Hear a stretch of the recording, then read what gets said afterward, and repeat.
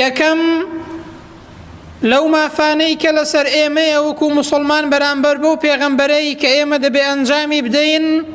بریتیە لەوەی کە ئیمانمان بەو پێغەمبەرە هەبێت صلی الله عليه وسلم.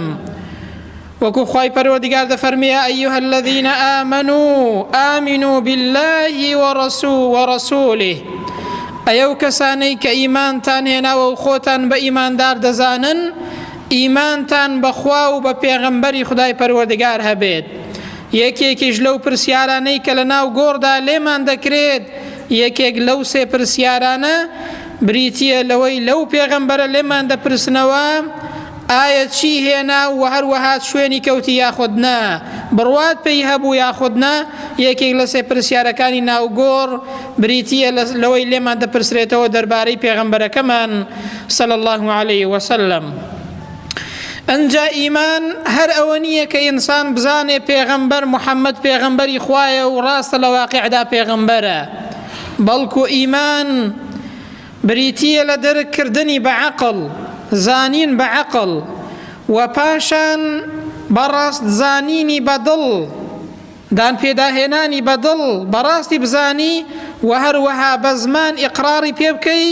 ئەنجا بەکردەوەش بیسەلمێنی و هەروەها جێبەجێ بکەی. ئەوە بریتیە لە ئیمان. واتە ئینسان کە دەزانێت ئەو محەممەدە پێغەمبەری خوایە بەدڵ قبوڵی بکات و بزانێت و لە واقعیشدا شوێنی ئەو پێغەمبەرە بکەوێت صلی الله عليه وسلم. دووهەم لە حەق و مافی ئەو پێغەمبەرە بەسەر ئێمەوە بریتیە لەوەی کە بەڕاست دانان و دان پێناهێنانی هەرچی ئەوەی کە پێغەمبەر هێناویەتی صلی الله عليه وسلم لە دوای ئەوەی کە ئیمانمان پێی هەیە دەبێ هەرچی ئەو پێغەمبەرە هێناویەتی ئێمە بەڕاستی بزانین و هەروەها لە ئەرزی واقعیشدا دانی پێدا بنین، نەک هەر ئەوە کە دەزانی بەڵکو لە دوای زانین پێویستە ئینسانی ئیماندار دانیش بۆ دابنێ ئەو پێغەمبەرە چی هێناوە صلی الله عليه وسلم. جاری وهەیە عەقڵی ئێمە دەرکیشی ناکات، بەڵام مادام پێغەمبەر هەواڵی داوە و فەرمایشتی پێغەمبەرە صلی الله عليه وسلم دەبێ بڕوامان پێی هەبێت، ئەوە مافێکی ئەو پێغەمبەرەیە لەسەر ئێمەی موسڵمان.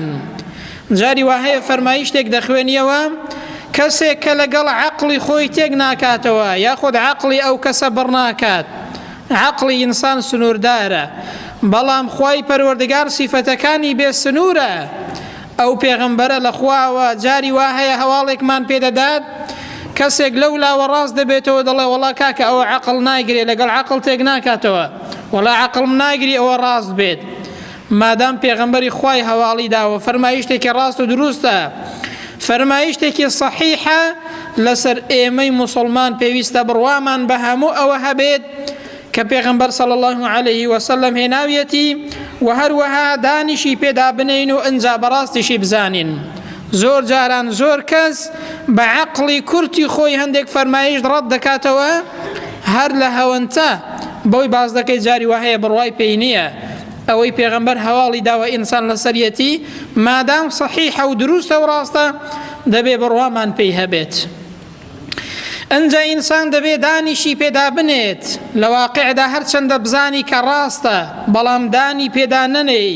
بەڵام ملی بۆ کەس نەکەی و شوێنی نەکەوی، زانینی بەتەنیا هیچ نییە برم. زۆر جاران زۆر کەس ئەو قسەیە دەکات، دەڵێ مامۆستا وەڵڵی لە تۆ باشتر دەزانم، زۆر چاک دەزانم کە ئەو قەزیە ئاوایە، دەزانم کە دین ڕاستە، دەزانم کە محەممەد پێغەمبەری خوایە صلی الله عليه وسلم، بەڵام لە واقعدا دان بە پێغەمبەریەتی پێغەمبەر دانانێت، بەڵام لە واقعدا شوێنی پێغەمبەر ناکەوی، ئەو زانینە هیچ نییە برم. دەبێ ئینسان لە واقعدا دان بەوە دابنێ کە ئەو پێغەمبەرە هێناویەتی صلی الله عليه وسلم. با ئەو نمونەیە بینینەوە باشتر ماناو مەبەستەکەمان بۆ ڕوون دەبێتەوە. ئەخنەسی کوڕی شوڕەیق لەگەڵ ئەبوو سوفیان و ئەبوو جەهل لە مەککەدا کە هەرسێکیان بێباوەڕ بوون، سەرکردەی بێباوەڕەکان بوون، شەوێکیان بەدزیەوە هیچ کامێکیان ئاگایان لەوەی دیکە نەبوو، چوون گوێیان لە قورئان خوێندنی پێغەمبەر گرت صلی الله عليه وسلم. کاتێک کە پێغەمبەر شەو نوێژی دەکرد و قورئانی دەخوێند، ئەو سیانە هەرسێکیان چوون گوێیان لە قورئان خوێندنی پێغەمبەر گرت. دوایی بەیانی کە ڕووناک داهات ویستیان بچنەوە بۆ ماڵەوە، لە ڕێگادا تووشی یەکتر بوون بۆیان دەرکەوت کە چوون ئەو شەرگویان لە قورئان خوێندنی پێغەمبەر گرتووە هەرسێکیان سەرکۆنەی یەکدیکەیان کرد و گوتیان نابێت جارێکی دیکە بینەوە ئەگەر نەزانەکانمان بزانن کە گوێ بۆ موحەممەد دەگرین لێمان دەکەونە گومان دەڵێن دیارە کەوتون ئەتە ژێر کاریگەری موحەممەدەوە دیارە لە دڵەوە دەزانن ڕاستە بەڵام ئێمەیان هەڵخەڵەتاندووە بۆ ئەوەی کە بەرژەوەندی خۆیان دەستکەوێت بۆیە پەیمان دەدەن کە نێنەوە بەڵام شەوی دواتریش خۆیان بۆ ناگیرێت بە هەمان شێواز دێنەوە گوێ لە پێغەمبەر دەگرنەوە ئەنجا تاوەکو شەوی سێم بە هەمان شێواز دێنەوە گوێ لە پێغەمبەر دەگرن لە قورئان خوێندنی پێغەمبەر تاوەکو ڕۆژی سێم کە تووشی یەکتر دەبن لە بەیانیدا پەیمان بۆ یەکتری دەدەن کە بە هیچ شێوازێکی دیکە جارێکی دیکە نێنەوە گوێ لە موحەممەد نەگرنەوە لە قورئان خوێندنەکەی دەیان گوت بابچین تاخۆ ئەوەی موحەممەد هێناوێتی چییە بزانین تەخوا کاریگەری چۆنە ڕاستیەکەی چۆنە بزانین باسی چی دەکات مسلمانی ئەوڕۆ هەیە مسلمانە بەڵام گوێی لە قورئان دەبێت گوێی بۆ ناگرێ بزانی باسی چی دەکا برام ئەوانە بێباوەڕ بوون گوێیان بۆ قورئان دەگرت بزانن تەخوا باسی چی دەکا و چی تێدایە جا تەماشاکەن بەڕێزان ئەخنەسی کوڕی شوڕەیق چوو بۆ لای ئەبوو سوفیان گوتی ڕات چۆنە دەربارەی ئەوەی کە ئەو شەو لە موحەممەدت بیست گوتی وەڵڵا ئەوەیە کە ڕاستی بێت هەندێکی گوێبیستی بووم لێشی حاڵی دەموم دەمزانی باسی چی دەکات لە هەندێکیشی حاڵی نەدەبووم گوتی وەڵڵا ئەمنیش بە هەمان شێواز ئەنجا هەرتووکیان ئەبوو سوفیان و ئەخنەس چوون بۆ لای ئەبوو جەهل سەرکردەی بێباوەڕان باوکی نەزانین گوتیان ئەبەل حەکەم کە ناوی ئەبەل حەکەم بوو لەوێدا گوتیان ڕات چۆنە دەربارەی ئەوەی کە لە موحەممەدت بیست ئەو شەو تەماشاکەن بەڕێزان قسەکەمان لەسەر ئەوەیە دەبێ ئینسان دوای ئەوەی کە دەزانێت لە واقعیشدا دانی پێدا بنێت دەنازانینی بەتەنیا هیچ نییە ئەبوو جەهل وەڵامی داوە و گوتی جارام چۆن بێت گوتی جارام چۆن بێت بەنو عەبدولمەناف کە تیرەی پێغەمبەرە صلی الله عليه وسلم بەیەکەوە منافەسەیان هەبوو گوتی ئەوان نانیاندا ئێمەش نانماندا ئەوان چاکەیان کرد ئێمەش چاکەمان کرد ئەوان ئاویاندا یارمەتی خەڵکیاندا ئێمەش یارمەتیماندا چیان کرد ئێمەش کردمان تاوەکو وامان لێ هات وەکو ئەسپێک دوو ئەسب کە مسابقە و پێشبڕکەیان پێدەکەی هەرتووکیان وەکو یەکن و هیچیان پێش ئەوی تر ناکەونەوە هەرتووکمان یەکسان بووین لە چاکەدا منافەسەمان بەیەکەوە هەبوو لەگەڵ بنەماڵەی پێغەمبەر صلی الله عليه وسلم بەڵام ئەوان گوتیان ئێمە پێغەمبەرێکمان تێدا هەڵکەوت وەحی لە ئاسمانەوە بۆ دێت جا ئەبوو جەهل وەڵامی دانەوە گوتی ئێمە پێغەمبەرێک لەکوێ بێنین پێغەمبەرێکمان پێ نایە لەکوێ پێغەمبەرێک بێنین ئەگەر بێت و ئیمان بە موحەممەد بێنین دەبێت شوێنی کەوین ئەوان پێش ئێمە دەکەونەوە لە چاکەدا لەبەر ئەو تەکەببور و خۆبەزلزانین و لەبەر ئەو حەسادەتەیە ئیمانی بە پێغەمبەر نەهێنا بۆیە ئەبوو جەهل گوتی وەڵڵاهی هەرگیز ئیمانی پێ ناهێنین و هەرگیزش موحەممەد بەڕاست نازانین صلی الله عليه وسلم دەی لە دڵەوە دەیزانی ڕاستە گوێی بۆ قورئانەکەی دەگرت بەڵام لە واقعدا دانی پێدا نەهێنا لەبەر ئەو حەسادەتەی کە لە دڵیدا بوو بۆیە ئەو ئەبوو جەهلەیە بە کافری مرد ئەوە بریتیە لە دان پێداهێنان بەڕێزان حەق و مافی ئەو پێغەمبەرە لەسەر ئێمە ئەوەیە دوای ئەوەی ئیمانی پێدێنین دوای ئەوەی بەڕاستی دەزانی پێغەمبەری خوددایە ئەنجا لە واقعیشدا دەبێت دان بنەی بەوەی کە ئەو پێغەمبەرە هەواڵی دایەوە و ئەو پێغەمبەرە هێناویەتی صلی الله عليه وسلم سێهەم لە حەق و مافی ئەو پێغەمبەرە بەسەر ئێمەوە ئەوەیە کە گوێڕایەڵی فەرمانەکانی پێغەمبەری خوای بکەین و هەروەها لە نەهیەکانی دوورکەوینەوە لەوەی کە پێغەمبەر نەهی لێ کردووە چونکە خوای گەورە دەفەرمێت وما ئاتاکم الرەسوول فەخوذوه وما نەهاکم عنه فانتهوا ئەوەی کە ئەو پێغەمبەرە هێناویەتی وەری بگرن چونکە لە خۆیەوە نایەڵێت ئەوەی کە فەرمانتان پێدەکا ئەو پێغەمبەرە وەری بگرن و هەروەها جێبەجێ بکەن و ئەوەشی ئەو پێغەمبەرە نەهیتان لێ دەکات ئێوەش لۆی دوورکەونەوە و هەروەها مەیکەن و جێبەجێ مەکەن و هەروەها خوای پەروەردگار دەفەرمێ من يطع الرسول فقد أطاع الله ئەو کەسەی کە گوێڕایەڵی پێغەمبەر دەکات وەکو ئەوە وایە گوێڕایەڵی خودای پەروەردگاری کرد بێت کەواتە گوێڕایەڵی پێغەمبەریش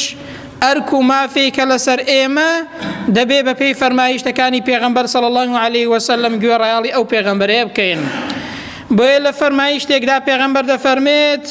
من ئەطاعنی دەخەل الجەنە،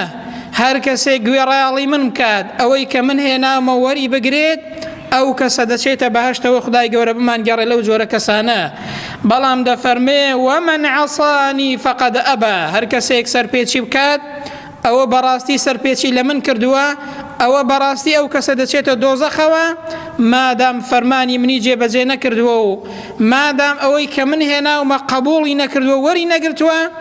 پێغەمبەر صلی الله عليه وسلم دەفەرمێ وەکو ئەو وایە کە پشتی هەڵکردبێ ئەو کەسەی دەچێتە ئاگرەوە خوا پەناماندات. بۆیە لە فەرمایشتێکی دیکەدا پێغەمبەر صلی الله عليه وسلم دەفەرموێت نمونەی من وەکو کەسێک وایە کە هەواڵێکتان پێ بدات، هەواڵ بە کەسێک بدات، بە شارێک بدا، بە گوندێک بدات، بڵێ دوژمنەکەتانم بینیوە بە چاوی خۆم بینیومە، دوژمنەکەتان دەیەوێ بەسەرتان دادا و دەیەوێ بێ شارەکەتان بگرێت. جا پێغەمبەر دەفەرمێ صلی الله عليه وسلم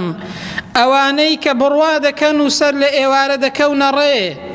شوێنەکەیان بەجێ دێڵن چونکە دەزانن دوژمنیان بەسەریاندا دەدات، بڕوا دەکەن و دەڕۆن، ئەوە ئەو کەسانە دەربازیان دەبێت. ئەوەی کە بڕواش بە هەواڵەکەی ناکات و تاوەکو بەیانی بێخەم لی دەخەوێت، هەر ئەوەندە دەزانێت دوژمن بەسەری دادەدات و دەیگرێت و تووشی سەزا و عقوبە دەبێت. پێغەمبەر دەفەرمێ صلی الله عليه وسلم نمونەی من وەکو ئەوە وایە هەواڵتان پێدەدەم ئەو کەسەی کە بە قسەم دەکات و دەکەوێتە ڕێبەرە و قیامەت و بەرەو شریعەتی خوای پەروەردگار و بە قسەم دەکات، ئەو کەسە نەجاتی دەبێت و دەربازی دەبێت و دەچێتە بەهەشتەوە. ئەو کەسەشی کە لە خەوی بێ ئاگاییدایە هەتاوەکو مردن دەیگاتە سەرێ، وەکو ئەوە وایە کە بڕوا نەکات کە دوژمنی بەسەری دادەدات،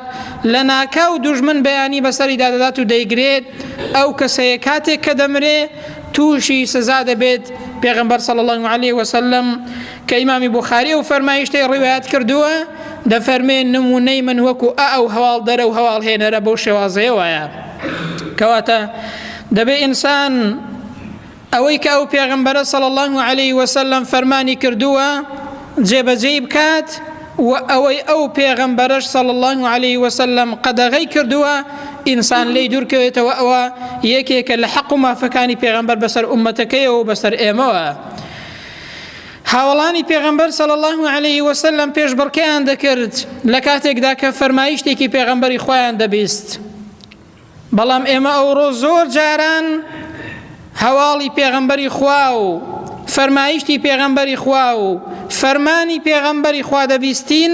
کەچی جاری وا هەیە خۆشمان بە موسڵمان دەزانین بەڵام باکیشمان نییە. پێمان دەڵێن پێغەمبەر ئاوا دەفەرمێت، پێمان دەڵێن پێغەمبەر دەفەرمێ ئەوە حەرامە کەچی دەستی لێ هەڵناگری. زۆر کەس پێی دەڵێ کاکە پێغەمبەر دەفەرمێ ئەوەی بکە، ئەوە فەرمانی پێغەمبەرە، لەوەی دوورکەوە کەچی ئینسانەکە وەکو پێویست گوێڕایەڵ نابێت. موسڵمان ئەو کەسەیە ئینسانێکە گوێڕایەڵی فەرمانەکانی خوا و پێغەمبەر صلی الله عليه وسلم.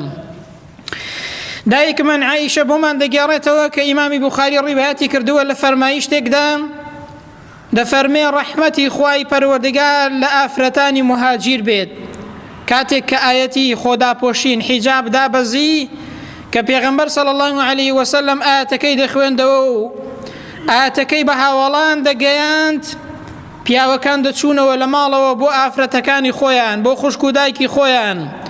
بۆ خێزانەکانیان ئاەتەکەیان دەخوێندەوە. دایکمان عایشە دەفەرمێ ڕەحمەتی خوای پەروەردگار لەو ئافرەتانە بێت کە پەلەیان دەکرد زوو یەکسەر خێرا خۆیاندا دەپۆشی لە کاتێکدا کە گوێبیستی ئەو ئاەتە دەبوون و گوێبیستی فەرمانی پێغەمبەر دەبوون صلی الله عليه وسلم. واتە پێشبڕکەیان دەکرد زوو یەکسەر کە دەیان بیست جێبەجێیان دەکرد و لە واقعدا ئاەت و فەرمایشتی پێغەمبەریان جێبەجێ دەکرد. بەڵام ئێمە ئەوڕۆ تەماشا دەکەین ئاەتەکەش دەبیستی، فەرمایشتەکەش دەبیستی، کەچی لەگەڵەوەدا کە موسڵمانین زۆر چاکەمان لە نێودا هەیە، بەڵام زۆر جارانیش فەرمایشتی پێغەمبەری خوا دەبیستین صلی الله عليه وسلم، ئاەتی خوای گەورە دەبیستین، بەڵام ئینسانەکان وەکو پێویست تەماشا دەکەی گوێڕایەڵ نابن. موسڵمان ئەو کەسەیە کە بە ئەندازەی ئیمان و بەهێزی ئیمانەکەی گوێڕایەڵی فەرمانی خدا و پێغەمبەری خوا دەبێت صلی الله عليه وسلم. ئەنجا چوارەمین لەو حەق و مافانەی کە بەسەر ئێمەوە هەنا بەرامبەر پێغەمبەر صلی الله عليه وسلم لە دوای ئیمان پێهەبوون، لە دوای بەڕازدانان، لە دوای ئەوەی کە گوێڕایەڵی ئەو پێغەمبەرە دەکەین، چوارەم لەسەرمان پێویستە ئەو پێغەمبەرەمان خۆش بوێت. بۆچی؟ چونکە خۆشەویستی ئەسڵ و بنچینەیەکی زۆر گەورەیە کە پێویستە ئینسان بەرامبەر بەخوا و بەرامبەر بە پێغەمبەری خوای هەبێت صلی الله عليه وسلم. بۆیە پێغەمبەر لە فەرمایشتێکدا دەفەرمێ لا يؤمن أحدكم حتى أكون أحب إليه من ولده ووالده والناس أجمعين. دەفەرمێت ئیمانی هیچ کامێکتان تەواو نابێت، هەتا وەکو منتان لە خۆتان و لە ماڵ و منداڵ و خاو و خێزان و لە باوک و دایکتان لە هەموو شتێک زیاتر ئەمنتان خۆش نەوێت. ئیمانتان تەواو نابێت تاوەکو پێغەمبەرتان لە بێجگە لە خوای پەروەردگار لە هەموو شتێکی دیکە خۆشتر دەوێت. بۆیە ئیمامی عومەر ڕۆژێکیان فەرمووی ئەی پێغەمبەری خوای صلی الله عليه وسلم تەنها لە خۆم نەبێ وەڵڵاهی لە هەموو شتێک خۆشترم دەوێت. پێغەمبەر صلی الله عليه وسلم فەرمووی لا والذي نفسي بيده حتى أكون أحب إليك من نفسك. نخير أي عمر إيمان تەواو نابێ هەتاوەکو ئەمنت تەنانەت لە خۆشت خۆشتر دەوێت. دەی ئیمامی عومەر فەرمووی ئەی پێغەمبەری خوای وەڵڵاهی ئێستا تەنانەت لە خۆشم خۆشتر دەوێ. ئەو جا پێغەمبەر فەرمووی صلی الله عليه وسلم الآن يا عمر، ئێستا ئیمانت تەواو بوو ئەی عومەر کە ئەمنت تەنانەت لە خۆشت و لە هەموو شتێک تەنانەت لەو دنیادا ئەمنت خۆشتر دەوێت.